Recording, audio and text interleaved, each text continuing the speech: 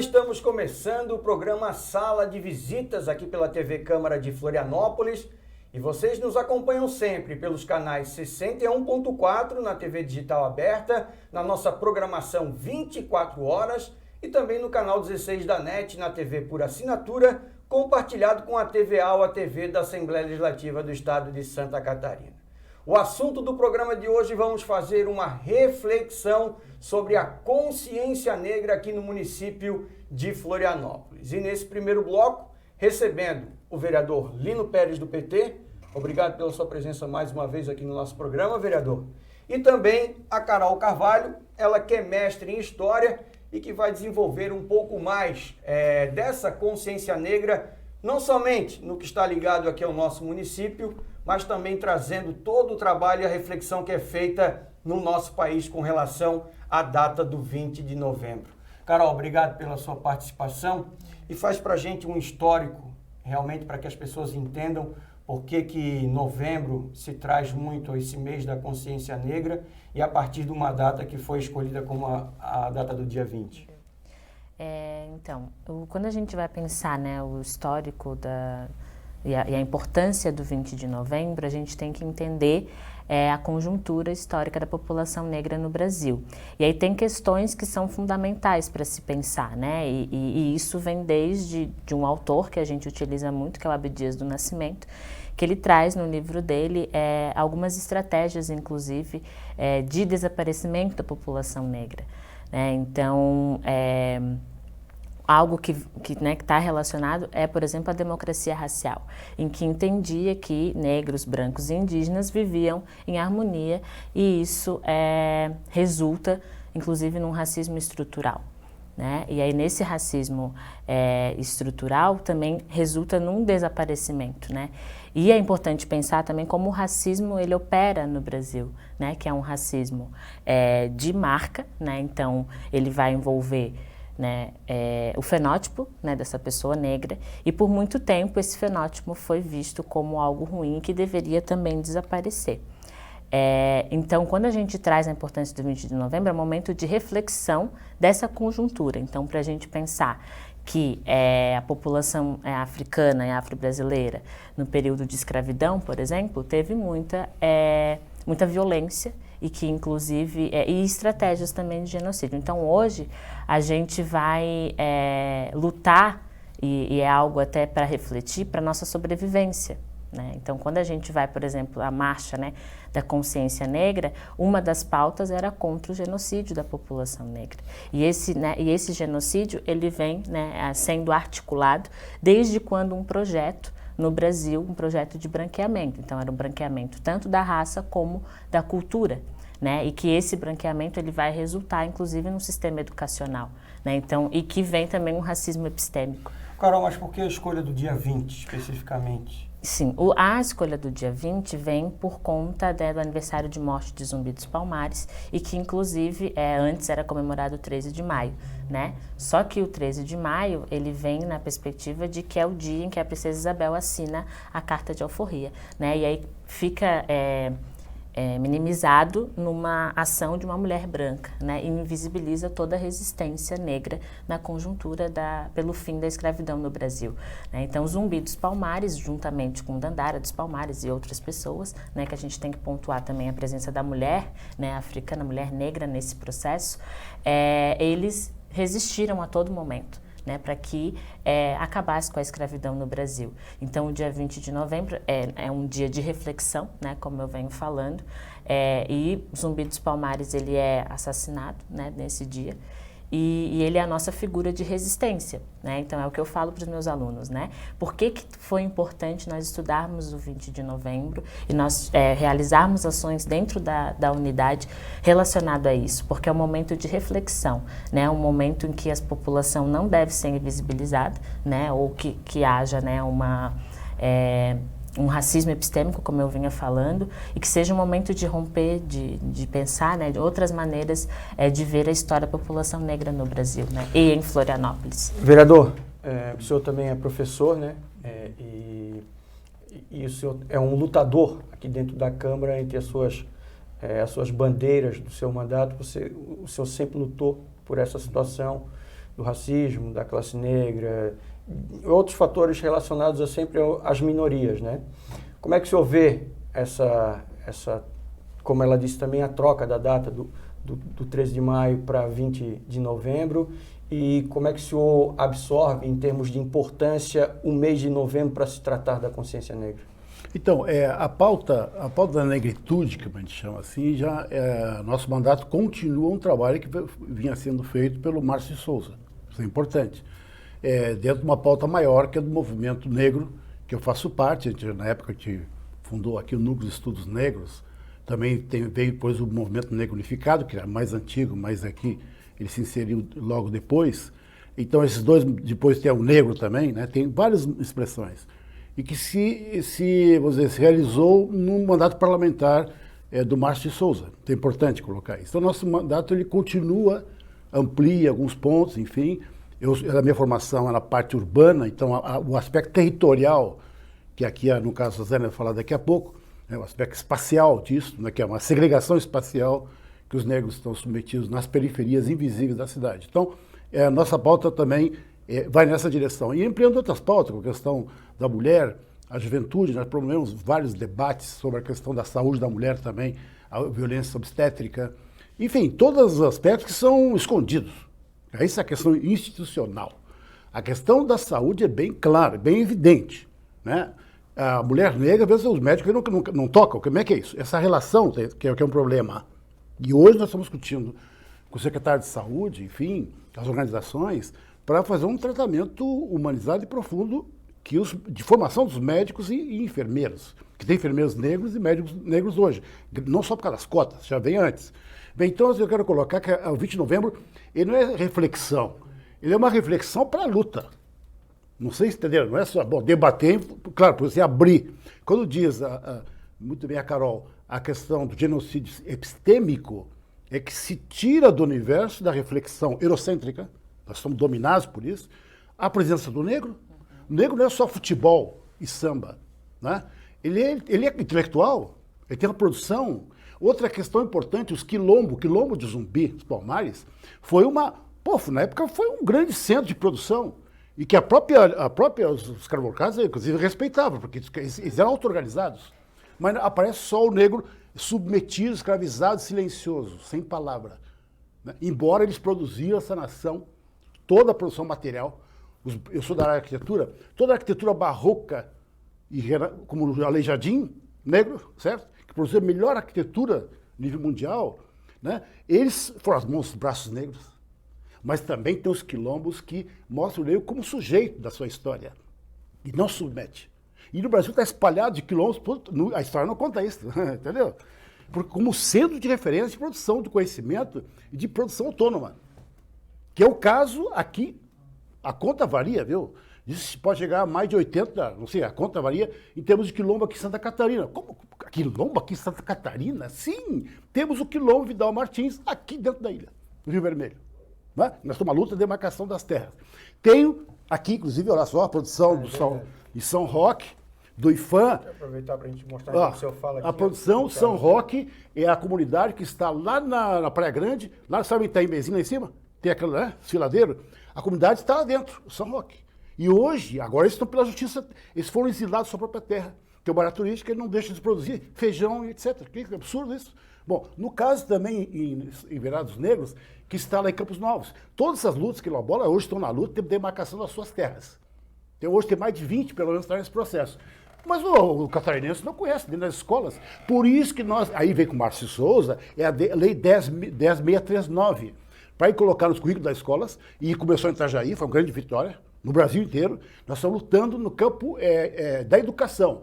Tem que entrar processo curricular. Agora não é chegar lá o professor lá e dar uma visão burocrática. Não, peraí. O movimento negro vai ajudar nessa direção. Também os negros, professores, os movimentos negros, ajudar os professores brancos.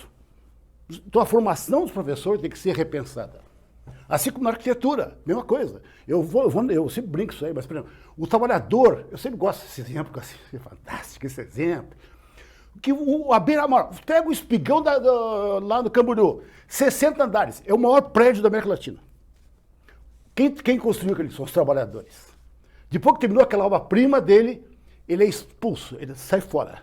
Se ele filar, ele quer visitar o prédio e não pode. O que está fazendo aqui, ó? Cai fora daqui. Se for negro, pior ainda. Não, o que está fazendo aqui, ó? Mas eu construí. Esse é meu filho. Da minha criação como obra. Tá entendendo? Aleijadinho produziu a igreja barroca, as melhores obras em Minas Gerais, e você vê ele como se fosse exilado, separado da sua obra. Então, na realidade, os negros, nós, produzimos essa nação materialmente. O prédio do mercado público foi produzido por negros. Isso não é dito. Entenderam? Então tem que botar o quê? De cabeça para baixo a cidade. Botar a cabeça para baixo.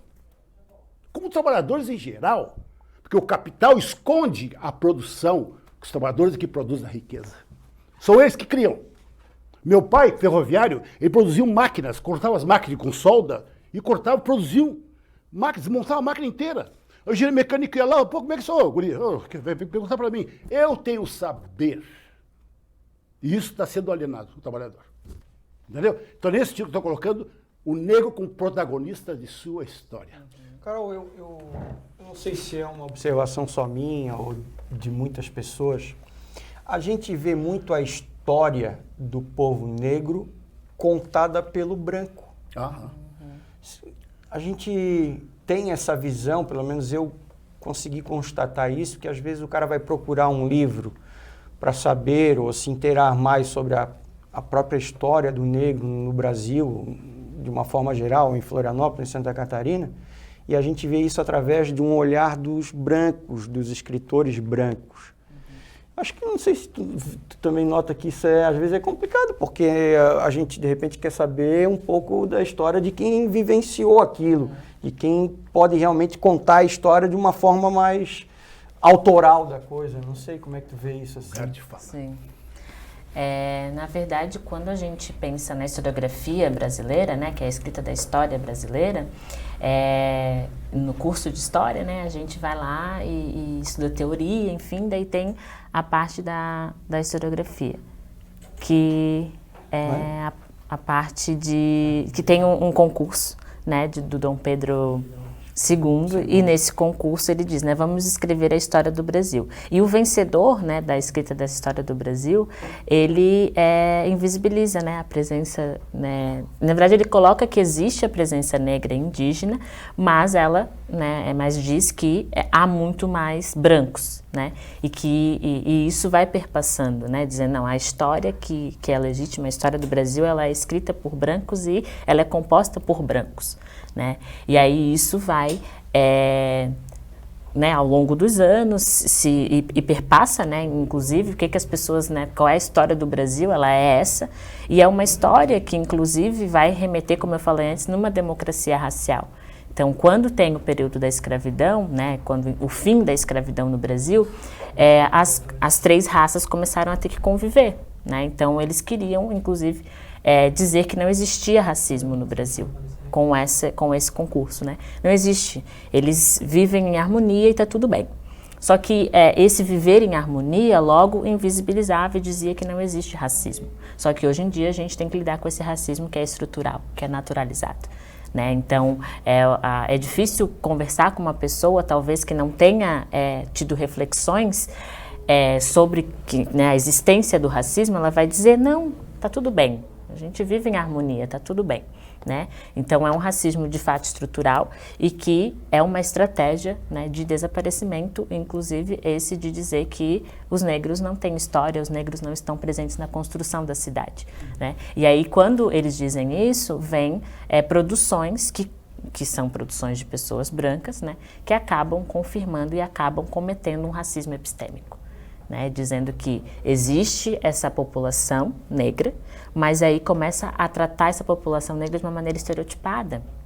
Né? Então, não fala da população negra como né? Dizendo, não, vamos trazer sobre, sei lá, manifestações culturais das populações negras, né? Escrever sobre isso. Às vezes tem pessoas brancas que escrevem sobre isso sem ter a propriedade, né? Sem ter o conhecimento. Assim, né? Sente, né? Isso, e isso a gente fala muito, né? O professor Lino falou da 10639. Quando a gente pensa na implementação da 10639, a gente também tem que ver como que é ensinada essa história, né? Como que é ensinada a história da África, como que é ensinada a história da cultura africana e afro-brasileira.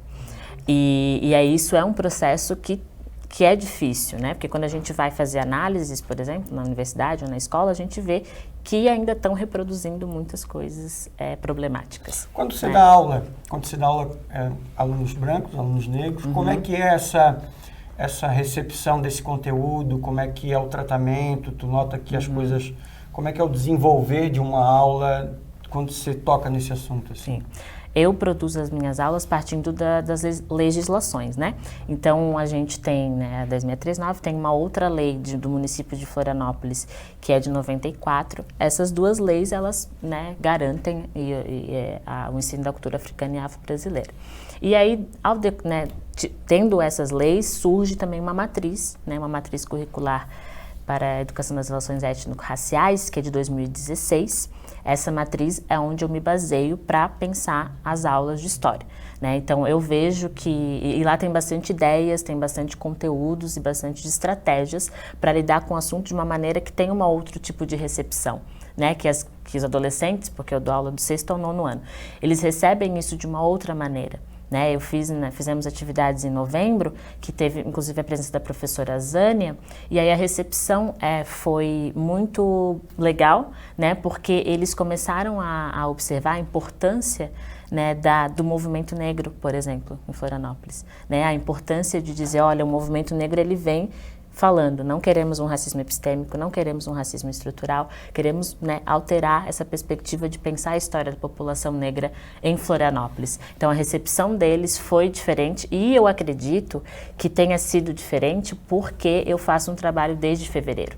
Então, é importante lembrar que a gente marca o novembro, né? A gente tem o 20 de novembro como referência, como uma data de reflexão e luta, né? Mas é um trabalho feito desde fevereiro. Né, então, que eles estão, né, entendendo que dentro das conjunturas históricas existe a população negra construindo ali. E para você que está chegando agora com a gente aqui na TV Câmara de Florianópolis, tanto no canal 61.4 da TV Digital Aberta ou o canal 16 da NET, nós estamos com o programa Sala de Visitas hoje falando e fazendo uma reflexão sobre a consciência negra aqui no município de Florianópolis. Nesse primeiro bloco, recebendo a Carol Carvalho, que ela é mestre em História, professora, e fez aí para a gente um histórico dessa importância da consciência negra, da data do 20 de novembro, e de como é que ela é discutida não só em Florianópolis, mas no Brasil, e recebendo também o vereador Lino Pérez, que vai continuar com a gente para o segundo bloco, porque no próximo bloco a gente vai fazer aí um trabalho com uma professora de geografia.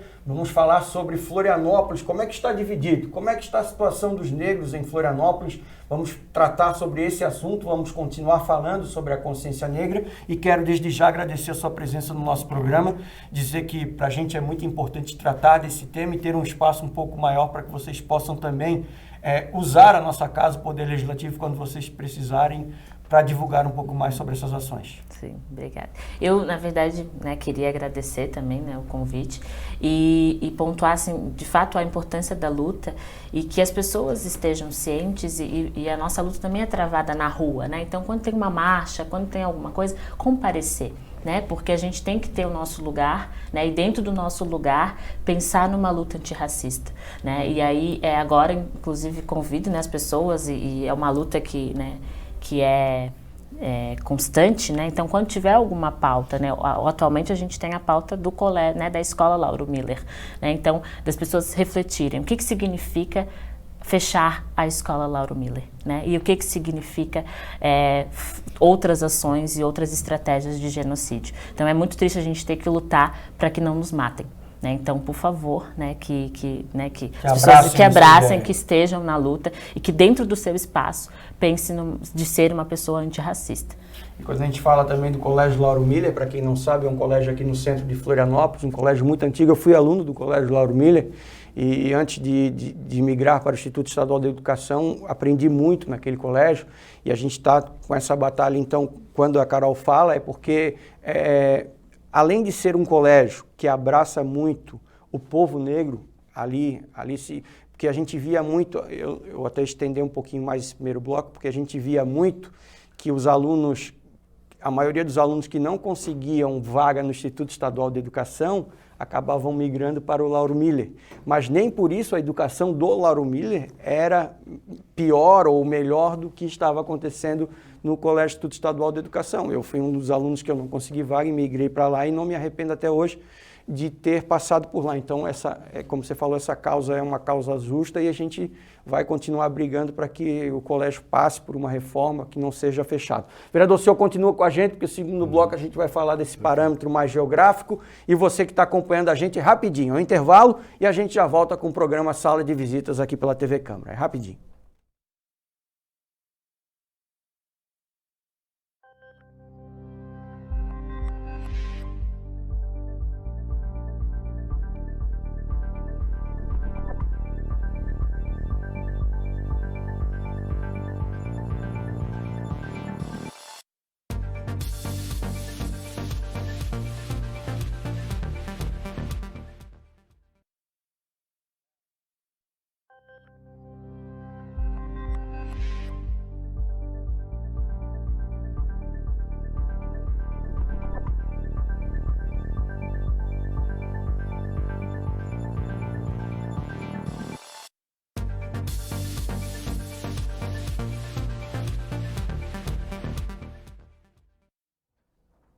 Estamos de volta com o programa Sala de Visitas, aqui pela TV Câmara de Florianópolis e vocês sempre nos acompanhando nos canais 61.4, aí na TV Digital Aberta, numa programação 24 horas, e também o canal 16 da NET. Aí é compartilhado com a TVAL, que é a TV da Assembleia Legislativa do Estado de Santa Catarina, e lá nós temos uma programação compartilhada e por isso alguns programas são nossos e outros da Alesc. E no programa de hoje estamos fazendo uma reflexão sobre a consciência negra no município de Florianópolis. No primeiro bloco, a gente falou com uma professora de História, né? A Carol esteve aqui falando sobre toda essa concepção da data do 20 de novembro, da criação da troca do 13 de maio também, e de todo esse aspecto que é tratado com relação à consciência negra, não só aqui em Florianópolis, mas toda a história do Brasil e desde da migração e desde de tudo aquilo que aconteceu, de que foi passado para a gente com relação à migração dos negros aqui para o Brasil. E aí agora a gente vai falar sobre um parâmetro um pouco mais geográfico aqui da capital de Santa Catarina. E como já aconteceu no primeiro bloco, o vereador Lino Pérez continua com a gente aqui, do Partido dos Trabalhadores, e como ele disse, continuando um trabalho legislativo que foi deixado também pelo vereador Márcio de Souza. E agora, nesse segundo bloco, está chegando com a gente a Zânia Maim Romão Nogueira, ela que é mestre em Geografia, professora também, e vai trazer para a gente, como eu disse, esse aspecto, né? Que eu já gostaria de começar te perguntando como é que está Florianópolis hoje, como é que são os territórios negros aqui dentro do nosso município, uma capital que é levada para todo o Brasil como uma capital turística e que muitas vezes é deixado de lado a cultura negra que existe muito forte aqui na nossa capital. Primeiro, obrigado. Eu que agradeço, né, pelo convite, boa tarde a todo mundo. E começar mesmo dizendo que, apesar de a gente ter, de fato, territórios negros aqui em Florianópolis, é importante pontuar que não tem nenhum território em Florianópolis que não tenham pessoas negras. Para começar, né, pelo começo, a gente tem, sim, uma cidade segregada, né, ou seja, que tem espaços que são definidos onde pessoas negras e brancas podem estar, não pela lei, a gente sabe, porque a gente vive numa cidade que é democrática, mas por conta do racismo mesmo. Ainda assim, a distribuição da população pelos bairros de Florianópolis é total, uma cobertura total, né? A gente tem negros de sul a norte no continente. Mas existe uma aglomeração, podemos dizer assim, uma concentração de população negra nos morros da capital, no centro, e no bairro Monte Cristo, no continente. A gente consegue perceber que nesses bairros existe uma proporção muito acima da média da capital. A gente tem aqui 15% da população autodeclarada negra, né? Ou seja, uma população que quando o censo bate lá na porta, diz que é ou preta ou parda. E aí, nesse sentido, no norte da ilha, a gente tem alguns territórios negros importantes, né? A gente tem o Quilombo Vinal Martins, no Rio Vermelho, que é um território negro de grande importância. No norte da ilha, a gente ainda tem, ali nos ingleses, uma forte presença de população negra, e agora no verão a gente também percebe uma distribuição de alguns autônomos haitianos que vão trabalhar nos balneários também, ali do norte da ilha. No sul da ilha, a gente já tem uma população bem tradicional no Ribeirão da ilha, né, uma população negra bem tradicional ali. Inclusive, temos muitas pesquisas na UFSC, do grupo de estudos alteritas, que falam justamente sobre essa população negra no Ribeirão, e inclusive o que é essa identidade manezinha que a gente tem aqui em Florianópolis, né? Que é uma identidade que é açoriana em seu princípio, mas depois, com todas as relações raciais que acontecem aqui, a gente tem também uma população negra manezinha, né? Então, existe também pesquisas que falam sobre isso.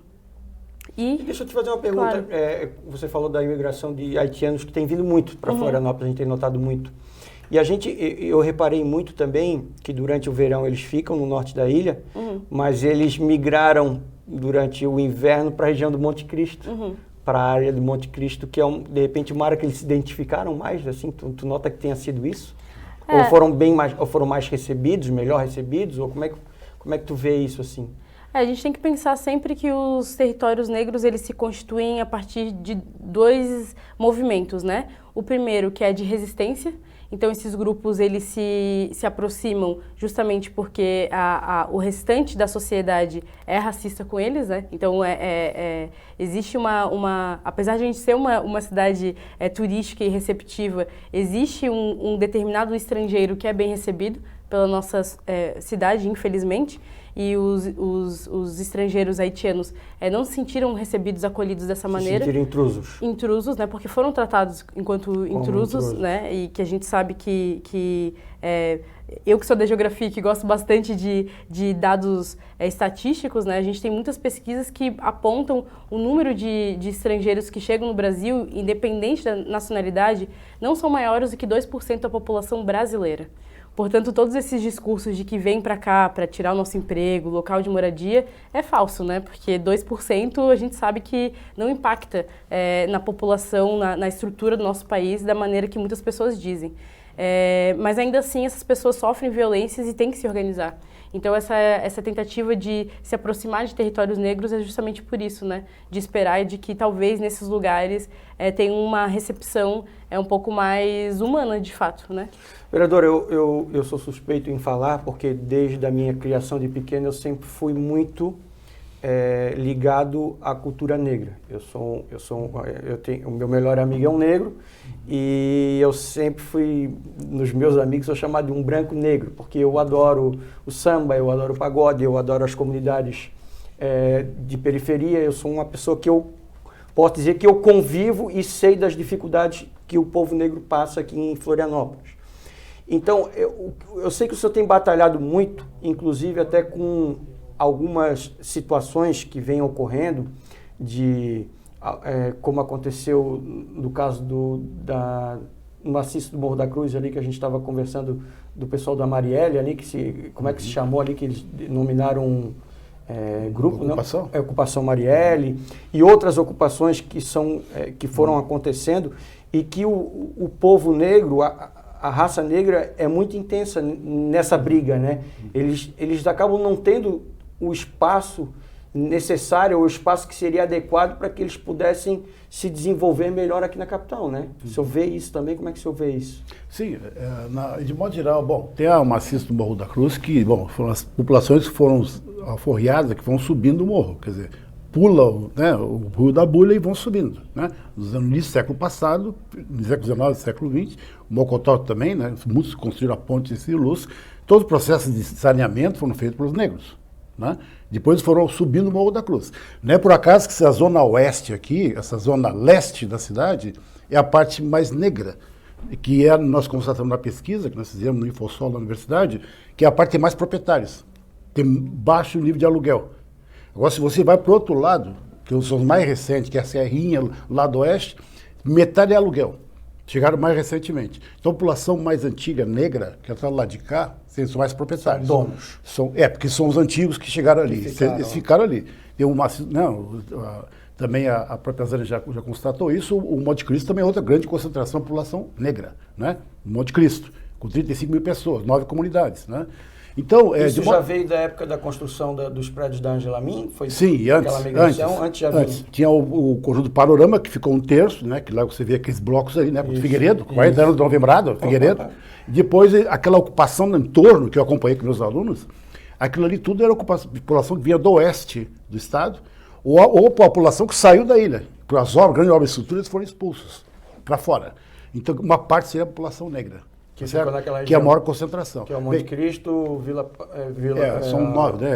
Aí tem uma... Várias, são 9, né? Sapé, Monte Cristo, Chico Mendes, Nossa Senhora Glória, e vai indo, né? Nossa Terezinha 1 e 2. E agora tem uma ocupação lá, que é a ocupação da ocupação. Quer dizer, eles consolidaram, na época do Lamin, o Estado os reconheceu, um monte de problema de infraestrutura, hoje tem problema de violência, porque o Estado abandonou aquela região, e agora tem a Fabiana de Cristo, que são os filhos ou netos daqueles que ocuparam, que não tem para comprar, não tem como alugar, pagar, então eles ocuparam aquela parte pequena, na Lar Fabiana. Bom, mas tudo isso aí, essa Tapera também no sul, que tem uma grande população, né, uma parte negra lá, que tem vários terreiros, não é? A própria que inclusive fizeram uma escola de samba lá. Pois é. Né? A Academia do Sul da Ilha foi para lá também, porque precisava. Então, né? São locos, né? A professora, né, Ilka Boaventura já constatou, né? São 250 na região metropolitana, né, de terreiros, né? Então tem terreiros também que são discriminados, isso aí tudo, né? Mas essa face que a Zânia está colocando, quer dizer, esse colocar a face real. Isso que nem o Ilha da Magia, a magia branca. Aliás, o hino aqui na Câmara, o pessoal do movimento do MNU veio aqui e protestou. E inclusive nós estamos trocando, né? Trocaram, já. Estamos fazendo as novas imagens, com novas... com a música com pessoas da terra cantando e fazendo uma troca também do que a gente tinha há muito tempo instalado aqui, né? Muito tempo. Então isso aí já é uma boa viagem na própria casa, entendeu? Então essas várias... repensar tudo isso, acho que dá visibilidade à população negra. Tem, por exemplo, as redeiras negras. Como? Tem redeiras negras, que é a Manezinha... Entendeu? Quer dizer, que veio nós estávamos juntos com dos Açores. Exatamente, com a mesma. Porque tem um açorianismo, né? Que tudo aqui constituído, cultura é a parte dos que vieram. Que, aliás, é outra também, tem uma certa falsidade isso aí. Já são ilhas, várias ilhas, tem várias origens lá. E aqui não tem uma arquitetura, uma cultura açoriana. Isso também dentro dos Açores também é complicado, é muito diversa. A cultura veio para cá. E depois os cruzamentos negros indígenas, que outros foram dizimados, os índios, né?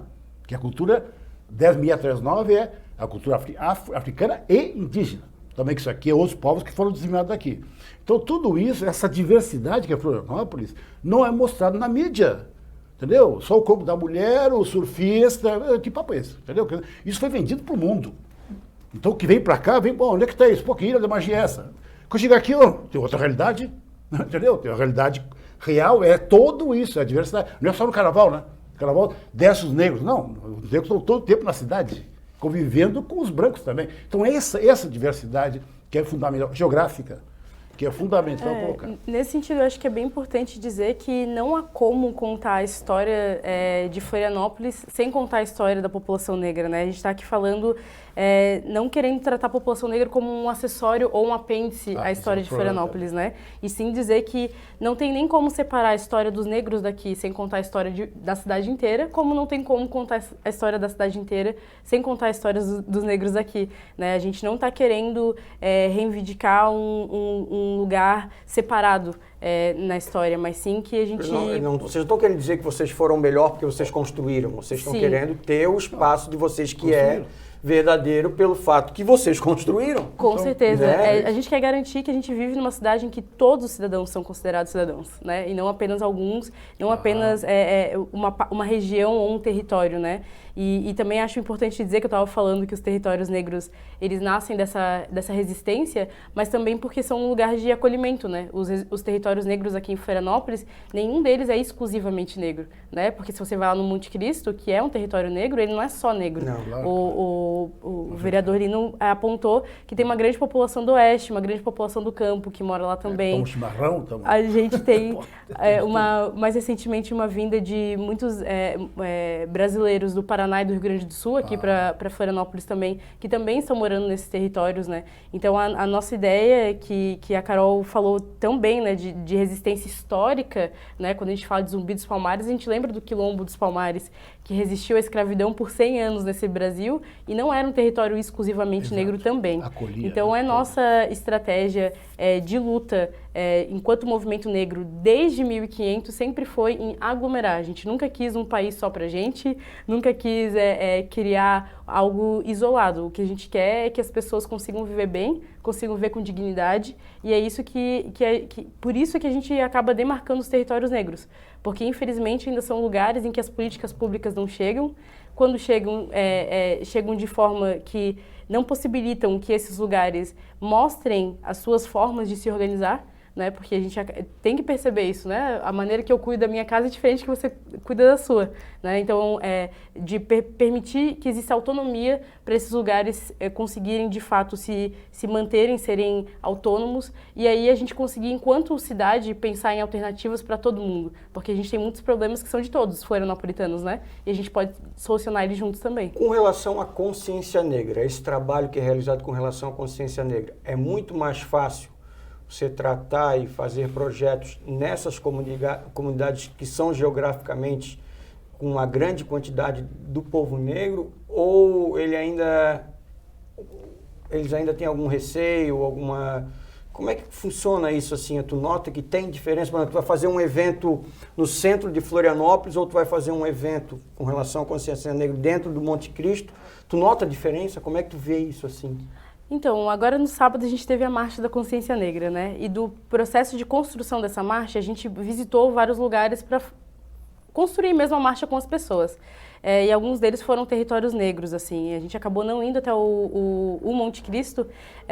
A gente ficou bem na ilha mesmo, assim, enfim, limitações também, né, do que a gente consegue fazer e tal. Mas o que a gente percebe é que a população negra tem muita consciência das violências que passa. Então, para a gente é muito tranquilo falar sobre consciência negra com a população negra. O que tem sido o passo extra é da população, das pessoas que não são negras, de perceberem de que também tem que desenvolver uma consciência negra dentro de si, né? De perceber que a consciência negra não é exclusiva às pessoas negras. Porque o que é essa consciência negra? É ter uma consciência de que a gente vive num país que trata pessoas negras de uma maneira diferente. Vocês chegam a observar o racismo dentro da raça negra? Negros racistas? Como é que vocês lidam com isso, assim, por exemplo? Não sei, eu estou perguntando que é uma coisa que quase não se toca nesse assunto, mas quer saber se realmente existe, de que forma vocês acabam notando que existe isso, como é que funciona?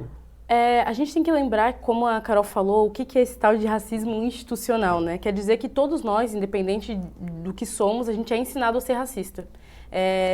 Eu sei que para algumas pessoas é difícil pensar, porque a pessoa pensa, bom, eu não sou, né? Mas a gente tem que pensar nas coisas que a gente faz até sem pensar, assim, né? O racismo está na nossa linguagem, de falar, a coisa tá preta, né? Então, é natural que muitas pessoas que não tenham consciência de que algumas coisas são racistas, reproduzam esse racismo, independente, então, de serem brancas, negras ou, enfim, de qualquer cor, né? Mas existe apenas um grupo que se beneficia desse racismo, né? Infelizmente, o racismo ele continua existindo porque, de fato, ele vira um privilégio não ser negro, né? Então, assim, podem ter pessoas que reproduzem o racismo? Sim.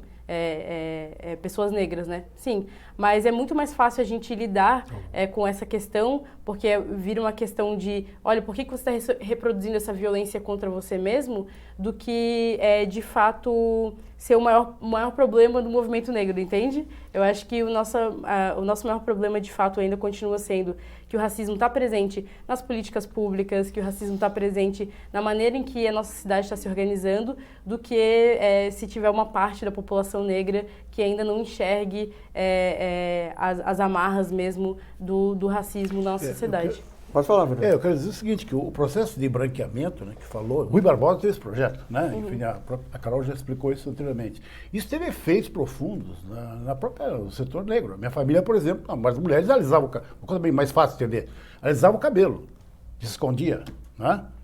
E uma geração ela já não consegue mais virar. Mas a geração mais recente, ela está virando. Quer dizer, não, peraí, eu solto meu cabelo. Eu tinha Black Power, quando né, eu gostava de Hendrix, por exemplo. Faz tempo, com valor positivo. Faz tempo. Com valor positivo, ou seja, a autoimagem é bonito, a minha negritude. Então, essa virada da matriz é fundamental, porque foi uma máquina de esconder, de invisibilidade do negro. Então, nesse aspecto, é um trabalho de consciência muito profundo, de romper com essas amarras, esses estigmas, entendeu?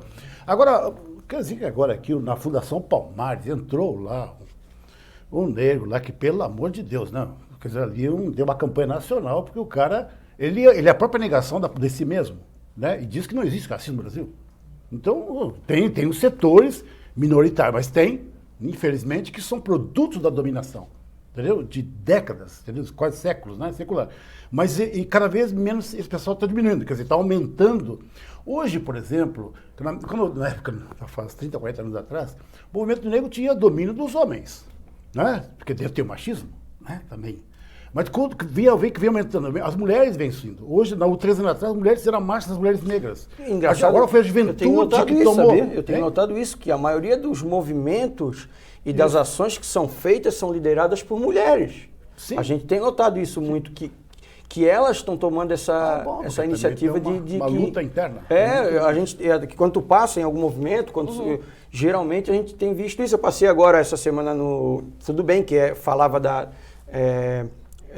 sobre a agressão às mulheres, né? Teve agora um pouco os 16 dias de ativismo, né? Então eu passei ali pelo Ticem, ali estava tendo somente as mulheres, mas mesmo assim a gente vê que antigamente elas esperavam que os homens tivessem a iniciativa para elas poderem participar. Hoje não tem mais isso, não. Não tem. Elas estão tomando a frente da situação. Eu né? acho que bom que a gente tem uma professora de história aqui para lembrar também de que maneira a história é contada, né? Porque se a gente vai investigar a história do movimento negro, que é o movimento que eu conheço, ele é liderado por mulheres desde sempre, né? Mas que no final das contas são os nomes que ficam, né? A professora Carol falou aqui de Zumbi dos Palmares e Dandara. Na escola a gente fala muito mais de Zumbi do que de Dandara, né? Mas ela estava ali. E a mesma coisa durante toda a extensão do movimento negro aí pós a redemocratização, né? Que a gente tem Lélia Gonzalez, Beatriz Nascimento e inúmeras mulheres, né? Que poderia ficar aqui muito tempo falando, né? Isso acontece aqui. Nós tivemos o Cruz de Souza. E se falava muito mais do Cruz de Souza do que da própria Antonieta de Barros. E agora, até mesmo com essas pinturas que foram feitas na cidade, muita gente se interessou em saber quem é, o que eram, o que trouxeram. Né, isso, está abrindo cada vez mais. Está abrindo cada vez mais. O senhor vê isso também. O senhor foi um dos brigadores aí para que essa história fosse contada um pouco mais, né, fosse aberta essa situação. Deixa eu te perguntar... O Machado de Assis. Machado de Assis. Só pensa que é branco? Por que papo é esse? É negro, entendeu? Pô, mas a história branca, branco ele. Não, porque é um cara intelectual. Não, peraí, não pode, entendeu? Cruz de Souza, por que pareça, tem gente que acha que Cruz de Souza é negro. Como não é? Claro que é negro, entendeu? Então, tem tudo isso, qualquer coisa que é intelectualizada, né, é valor branco, eurocêntrico, entendeu? Então tem que quebrar isso. O Rebouças, dinheiro, era negro. Como é que o senhor tem uma ligação muito grande também com os movimentos de moradores de rua? O senhor, como é que fica, não sei se vocês têm isso em termos de dados, existem muitos negros envolvidos ainda nos moradores de rua ou isso é uma coisa que não, que é gente que vem migrando de fora? Como é que tem tratado isso? Não, isso também reflete toda essa realidade, nós estamos colocando esse espectro, porque lá é a ponta, né? É a pior setor, que eles dizem que não são nem descartáveis, que a mercadoria ela é reciclável, eles são descartáveis, né? Esse setor pior que tem, também grande dominância de população negra aí também. E os imigrantes também, nós temos um projeto de lei agora, do projeto de imigrante, aqui na Casa, um PL, para fazer uma conformação municipal da Lei Nacional da Imigração, que aqui nessa ilha não acolhe os imigrantes, senegalês, etc. E também na população negra, mesma coisa. E várias leis que vão ter que surgir, ampliando os direitos dos negros. Né? As cotas de 20% dos concursos, que já tem, enfim, né? Tem muita coisa. Essa prioridade. As ações das políticas públicas para isso. Relacionadas a isso. A Zânia Marim, eu vou aprender. A Zânia Marim Romão Nogueira, mestre em Geografia, professora, quero te agradecer imensamente a sua participação aqui, trazendo essas informações não só em termos territoriais da nossa geografia em Florianópolis, mas também esse conhecimento que é muito importante do trabalho que vocês vêm realizando, né, nessas ações para que a consciência negra cada vez mais saia do papel e que as pessoas possam realmente colocar na sua cachola de que somos todos iguais e dizer que o nosso espaço está aberto para quando vocês quiserem também divulgar aí as ações de vocês aqui na TV Câmara de Florianópolis. Muito obrigada, eu agradeço, né, especialmente em nome do Núcleo de Estudos Negros, que é a organização que eu faço parte, e a gente está sempre à disposição aqui para pensar mesmo em qual Florianópolis que a gente quer morar, né? Uma Florianópolis que seja mais inclusiva, que seja mais democrática e que pense em todos os seus moradores, né? Eu vou te liberar porque eu sei que tu vai lá para o Lauro Miller, para essa luta do Lauro Miller, do Colégio Lauro Miller. Vereador, obrigado mais uma vez por sua presença aqui no Sala de Visita com temas super importantes e dizer que vamos marcar outros em 2020. Precisamos bastante, viu? E divulgar esses vídeos. É verdade. Deixa eu passar de novo antes da gente ir. Mostra pra gente aqui, Tiago. A gente vai falar com o nosso diretor também para a gente colocar quilombos, né? as comunidades quilombolas que a gente tem aqui em Santa Catarina. A gente vai botar na nossa programação para conhecer também um pouco mais dessa história. Obrigado, Tiago, também.